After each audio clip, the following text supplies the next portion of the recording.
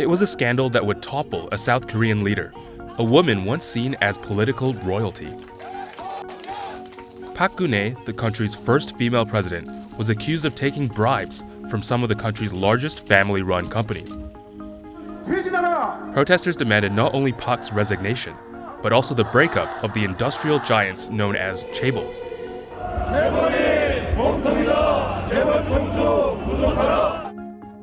Chaebol is the Korean word for the powerful family-owned conglomerates that have long played an outsized role in the country's political and economic fortunes. The top 10 chaebols are responsible for as much as 65% of South Korea's gross domestic product, according to the nation's Fair Trade Commission. They've long been seen as untouchable, despite being implicated in scandals related to their business practices and the personal behavior of family owners. How powerful are South Korea's chaebols and their controlling families? Chaebols have long been at the center of public interest. Marriages, deaths, and disputes involving those who control the companies are chronicled in South Korean media. The outsized influence of the conglomerates grew as the country rapidly emerged from post-war poverty to become a major developed economy. But chaebols have also been a source of public anger, as they developed a reputation for corruption and unfair business practices often blamed for growing inequality.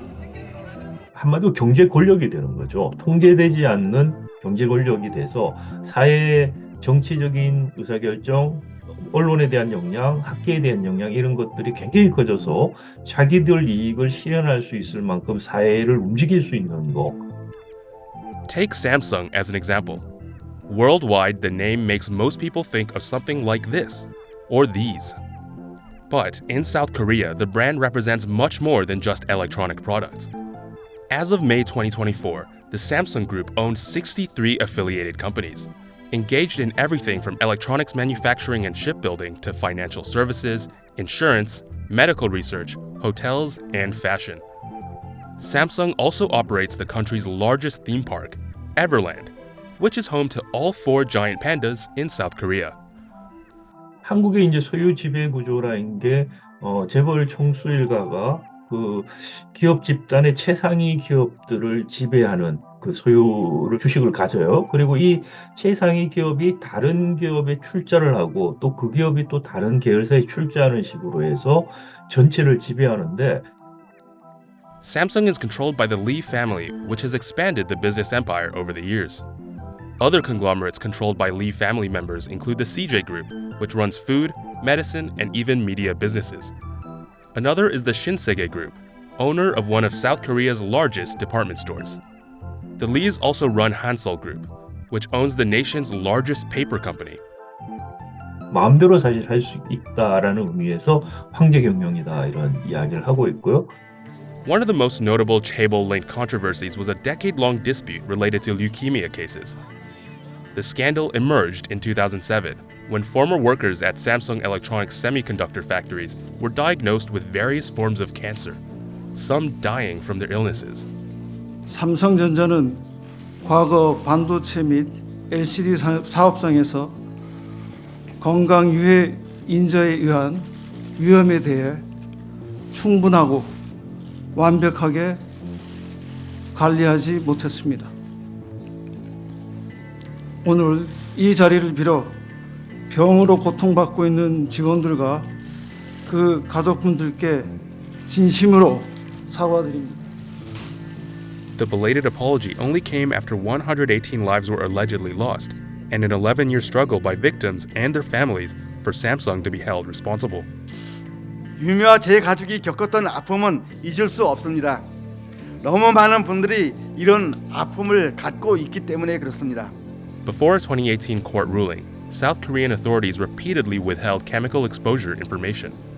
Workers and bereaved families of victims needed the data to apply for state compensation, but Samsung called the information trade secrets. The rise of chaebols and their close collaboration with the government can be traced back to another former South Korean president. Park Geun-hye's late father, Park Chung-hee, came to power through a military coup in 1961. 사실 한국 재벌이 형성된 건 1970년대 중화공업 산업 육성 정책 때문이라고 볼 수 있어요. Park Chung-hee's export-driven development strategy sought a transition from labor-intensive light industries. The government intervened in the financial markets by bringing in funds from abroad and allocating them to companies for investment. It also distributed specific industries to each chaebol in a plan dubbed a heavy chemical industry drive. For instance, motor vehicles were assigned to Hyundai and electronics to Samsung and LG.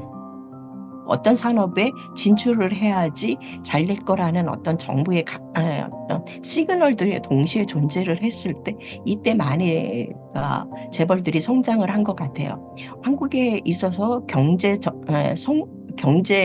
전반에 있어의 성장과 우리가 알고 있는 전통적인 재벌의 성장은 그 궤도를 같이 한다라고 봐주시면 옳을 것 같습니다.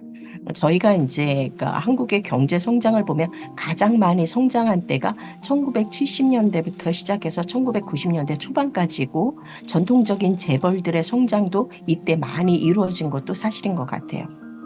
중화공업을 담당하는 대기업이 생기고 수직 계열화, 다각화를 통해서 대규모 기업 집단이 생겼고 Chaebols have since grown to become a powerful force, and the economy continues to rely heavily on them.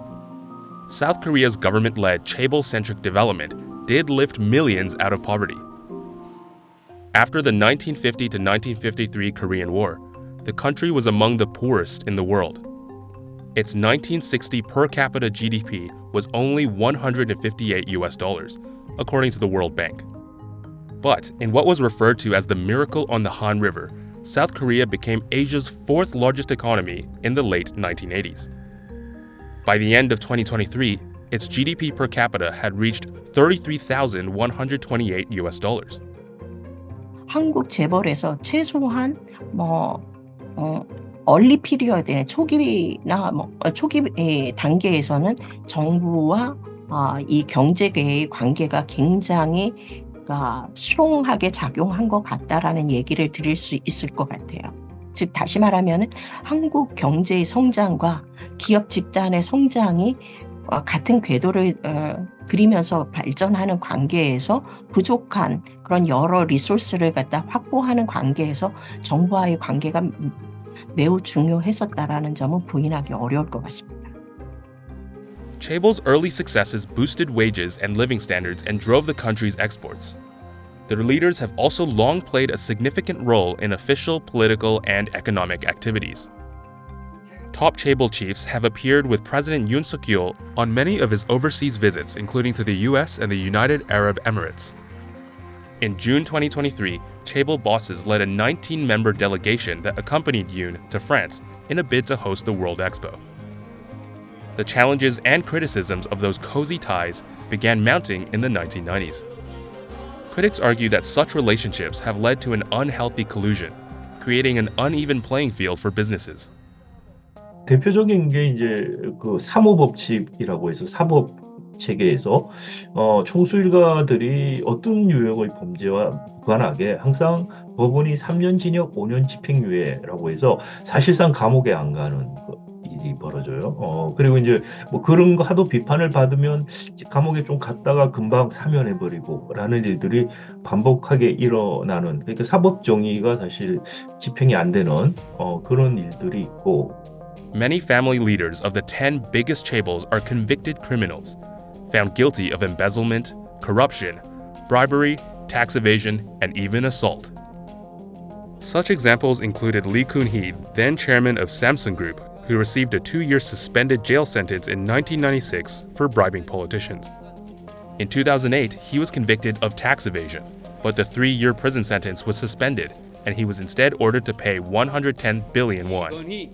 Lee eventually got pardoned for both sentences. 그래서 이건희 회장 같은 경우에는 뭐 감옥에 한 번도 안 간 그런 사례죠. In 2007, the then chairman of Hyundai Motors, Chung Mong-koo, was given a 3-year prison sentence for fraud. But the sentence was suspended in exchange for community service and a 1 trillion won charity donation, as the court deemed him too important to the economy to be jailed. SK Group's then chairman, Che Tae-won, was pardoned in 2015 while serving his second jail term related to a multi-million-dollar fraud case. 여러분들께 신뢰를 드려 진심으로 사과드립니다. 죄송합니다. In the same year, the heiress of Korean Air, Heather Cho, walked free after 5 months in prison for violating aviation security and business practice laws. An appeals court gave her a suspended jail term. Cho made national headlines because of her nut rage tantrum over how she was served an in-flight snack in 2014. And the list goes on, with Samsung's current chairman Lee Jae-yong among those jailed in connection with a scandal involving former president Park Geun-hye. 사실 그 국정농단 사건 이후에 탄핵 있었고 박근혜 대통령 탄핵을 했고 그다음에 이제 문재인 정부가 들어왔을 때 그런 큰 사건이 있었기 때문에 재벌 개혁을 할 거라는 기대들이 많이 있었어요. It's been nearly 7 years since the massive protests that ended Park's time in office. But since 2017, has there been any real progress towards countering the power of the chaebols? 우리 국정농단 뭐 일어나고 촛불시 일어나고 해서 많이 바뀌었다고들 흔히들 생각을 하거나 바뀔 거라고 생각했는데 사실 지금 보면 더 나빠진 재벌들 영향이 훨씬 더 커지는 상황이고 한국 재벌 총수일가가 거의 이제 특권 계급화되고 있는 거 아니냐 이런 비판들을 하는 거죠. 물론 또 지금 한국 정치가 정쟁 중심으로 가다 보니까 이른바 민생이라고 이야기하면서 정말 눈에 보이는 거에만 사람들이 관심을 가지게 몰고 가고 있어요. 그러니까 구조적이고 펀더멘털한 것들에 대해서 점점 사람들이 관심이 없어지게 만들고 있기 때문에 이게 사실 훨씬 더 지금 안 좋아요, 상황이. 개혁이 일어날 가능성이 훨씬 더 낮아졌고 그럼에도 불구하고 이제 이렇게 가면 굉장히 어려워질 가능성이 있죠. Some experts believe the risk of reputational damage could curb collusion between chaebols and the government. 박근혜 대통령 이후에 있어서 이 폴리틱스와 기업 집단의 관계는 과거보다는 많이 약해진 것 같아. 이제는 그 부분이 하나는 그러니까 폴리티컬 커넥션이 베네핏도 가지고 온 점이 과거에는 훨씬 더 강했다면 이제는 폴리티컬 커넥션이 가지고 있는 그 리스크도 그러니까 기업들이 고민을 하고 고려를 하고 있는 것 같다. 그런 측면에서 이런 콜옵션 문제는 앞으로 좀 더 뭐 정권에 따라서 달라질 수도 있고 대통령이 누구냐에 따라서 달라질 수는 있겠지만은 좀 약해지지 않을까. 한국 재벌들이 한국의 기업 집단들이 처해야 되는 그런 개혁이라는 거는 이제는 투자자들을 설득할 수 있는 그리고 여기에서 일할 수 있는 이노베이티브한 그러한 인력 자원들을 끌어들일 수 있는 그런 리폼을 하기 위해서 스스로 내부적인 코퍼레이트 컬처까지 바뀌고 지배 구조를 바꾸는 그런 개혁이 필요한 때가 된 것 같다라고 생각하고 있습니다. For now, the relationship between the South Korean government and chaebols remains deeply entrenched. And while there is frequent talk about reforming the country's chaebol-dominated structure, implementing change is still expected to be a tall order.